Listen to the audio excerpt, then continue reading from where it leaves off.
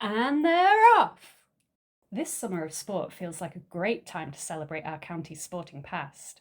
Here in Cheshire, sporting life has taken many forms, from cycling clubs and football pitches to racecourses and rivers.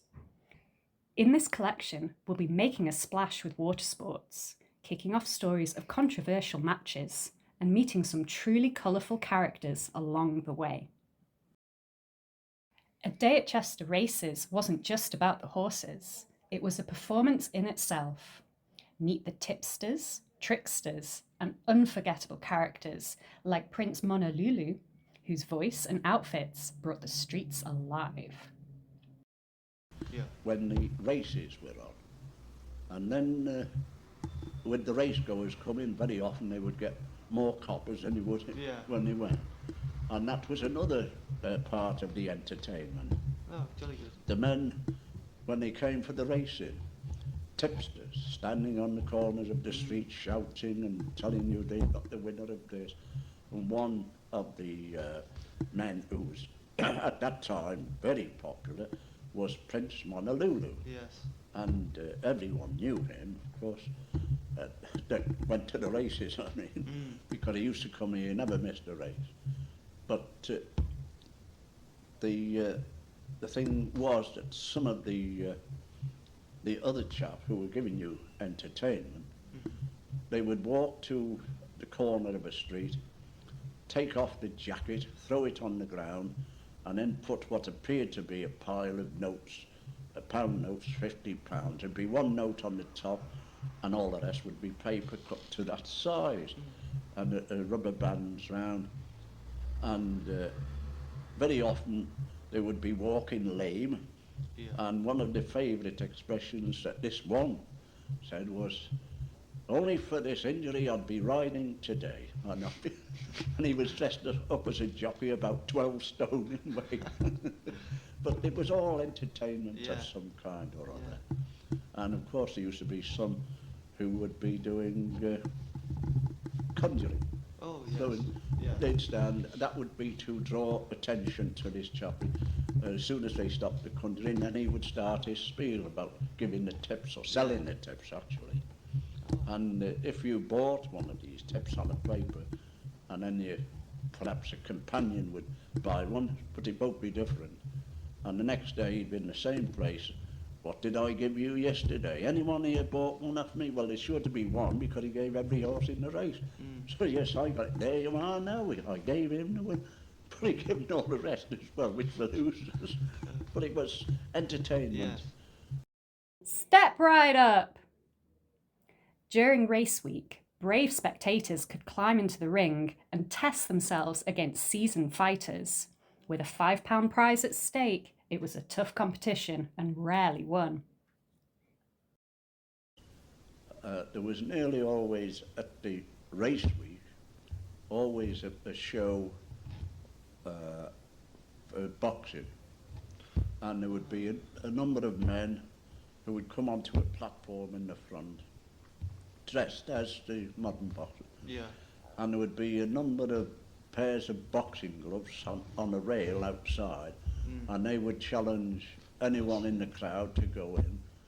And as you said, "Yes, I'll take him," and you name the one, they would throw you these boxing gloves, and then you went to take your chance. And what would you win? Well, you would beat him? very little if you would, but sometimes it would be £5. But you didn't have much chance, because these were real, I wouldn't say especially good boxers, but they were real tough men, and they could withstand a blow where perhaps the person gone in couldn't. And usually it was 3 rounds. If you could stick 3 rounds, it'd be £5 or something like that. Well, £5 was a fortune, but not many won it. The only one I ever saw when it was an amateur boxer from Northwich, and he was the North of England amateur at his weight.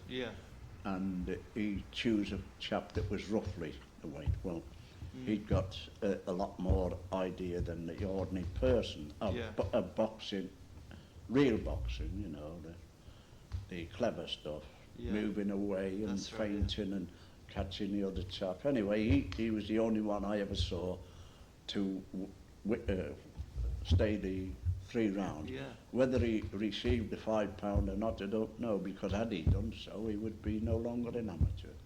So you could go in and watch for nothing, or did you? Oh have no, to, you have to pay. you have to pay, That, yeah. that was the reason that they had Oh, I see. all the spiel outside.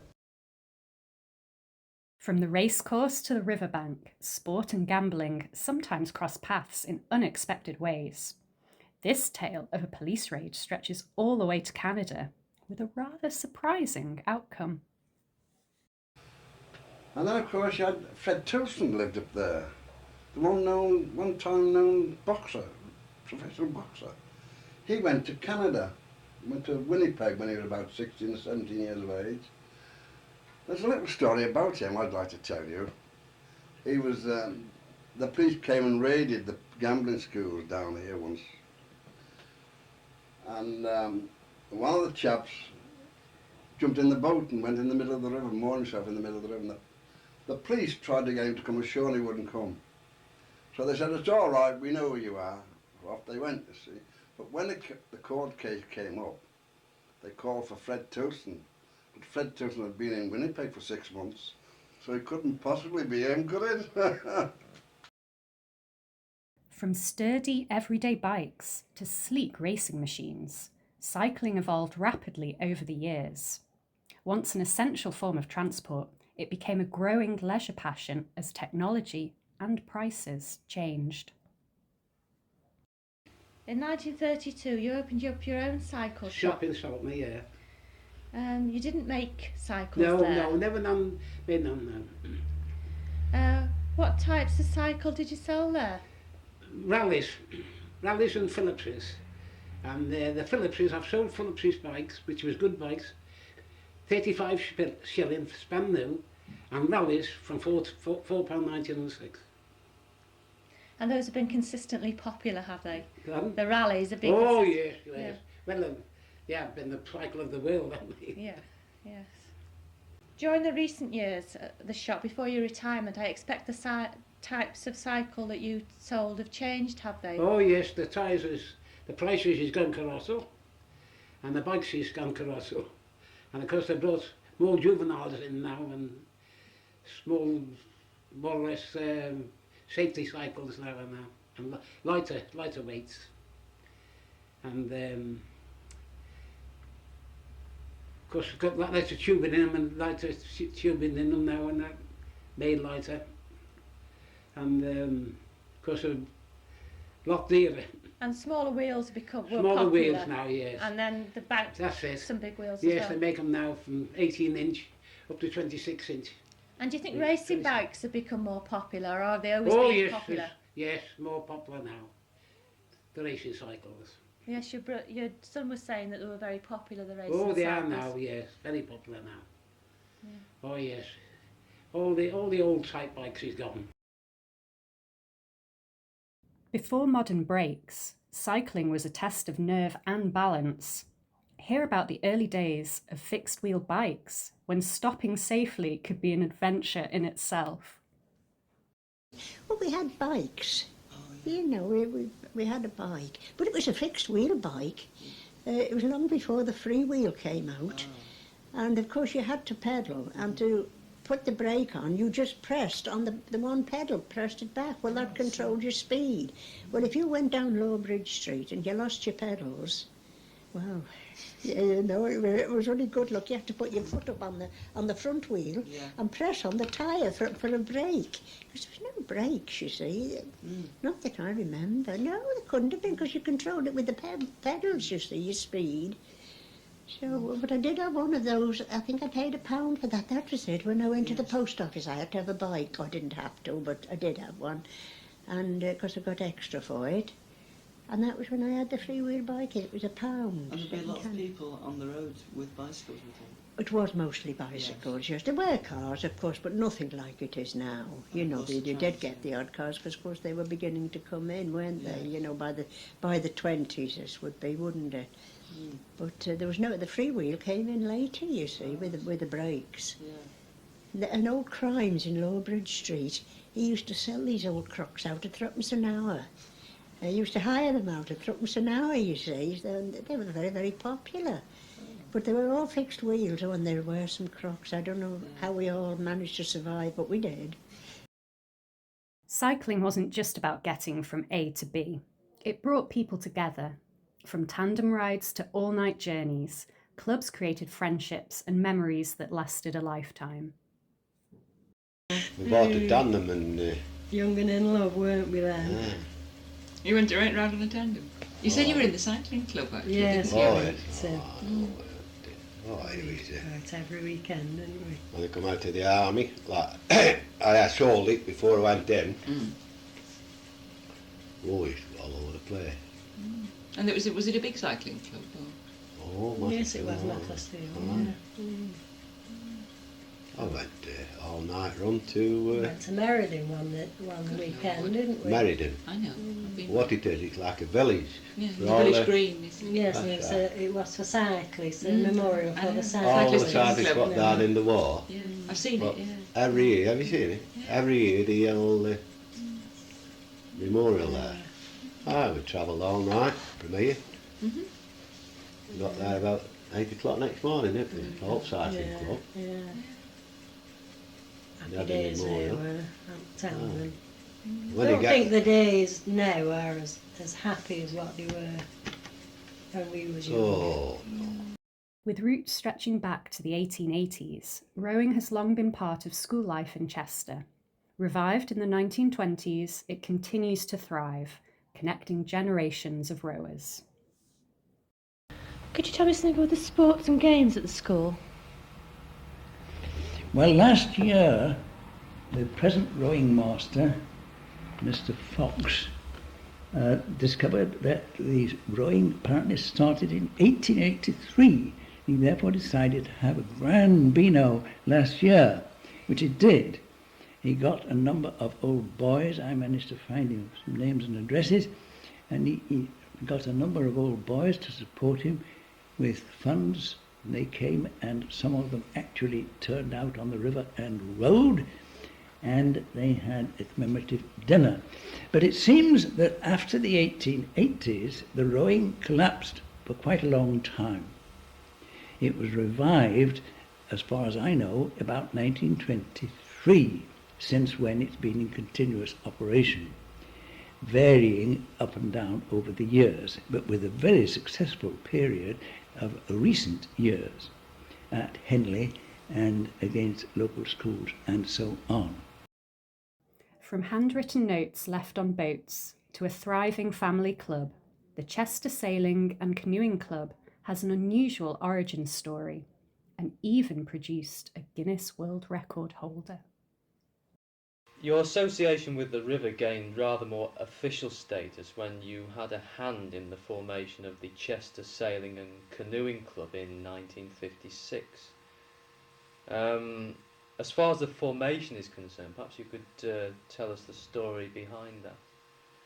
Well, yes, there was no sailing club or canoe club at that time, but there were beginning to be quite a few of them. And one young man of the name of Norwood sailed his boat up and down one summer, the summer before then, and left little notes on each boat and suggesting a meeting at the Red House. And I suppose a dozen of us turned up there, and with the aid of Ted Pollard, who became our first Commodore, who was a member of the West Kirby Club, who were keen dinghy racers, the club was formed here. And one of the unique thing is that it is not just a sailing or a canoeing club, but a combined one, and a family club, very much a family club, and it became the Chester Sailing and Canoeing Club. We're very fortunate with this river. We have the weir, where nursery slopes they are now, but they weren't to begin with, the canoeists to do their slalom, because it is now the foremost slalom club in the country.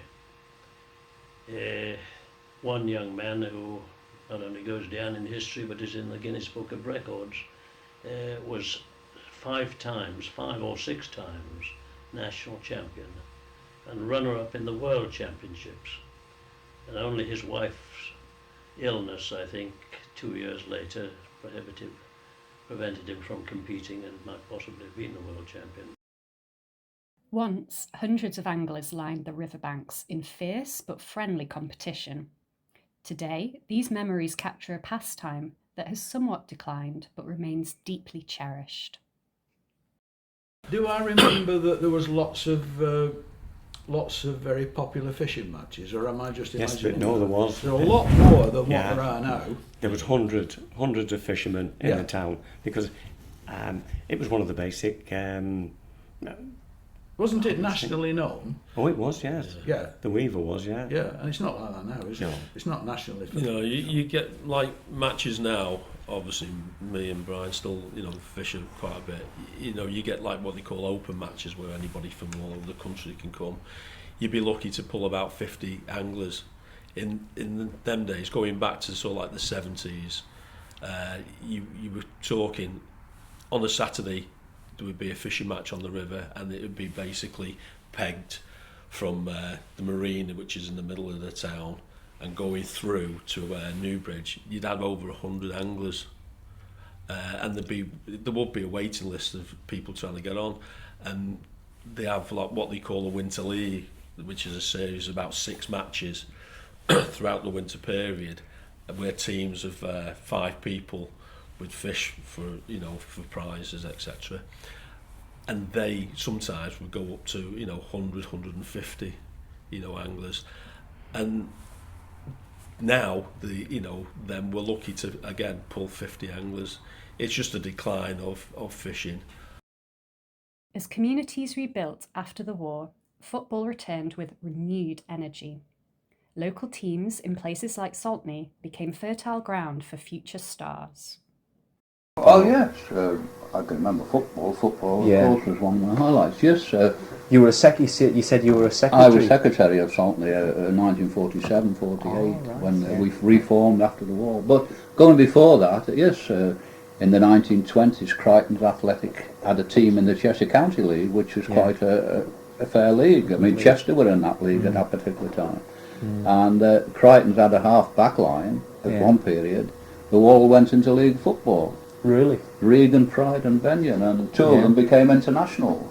So they Good had standard of quite a football. good standard of football. Right. At that same time, there was another team in Saltney called Saltney United, and they played in the Liverpool Combination, which was another fairly reasonable type of football. So we were well served as regards football.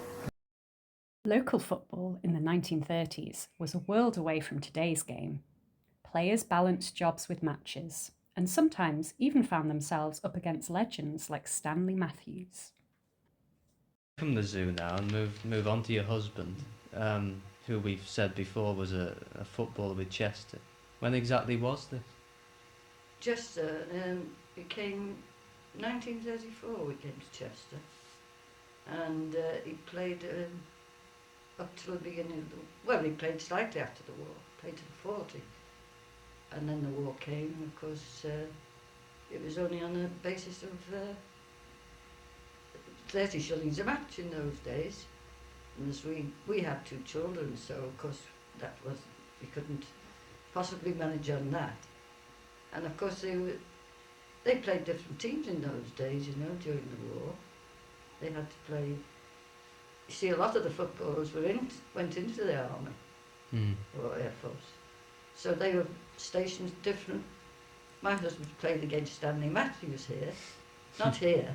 That's where I can't remember where he was exactly where he was stationed. My husband wasn't taken to the army, I had an ulcer. He was graded 4, so they didn't bother taking him. Because everybody said, "What's it like playing against him?" He said, "Well, once you got him, he got two feet, not 2 left feet. He could use both feet, and he's very clever." My husband said, "in giving the dummy." But he said, "Once you got him," and he said, "The point was this," which he was taught by Warnie Creswell at Everton. When he was young, he was the older man. He was a fullback. He said, "Don't you go for the ball, wait for the ball to come to you."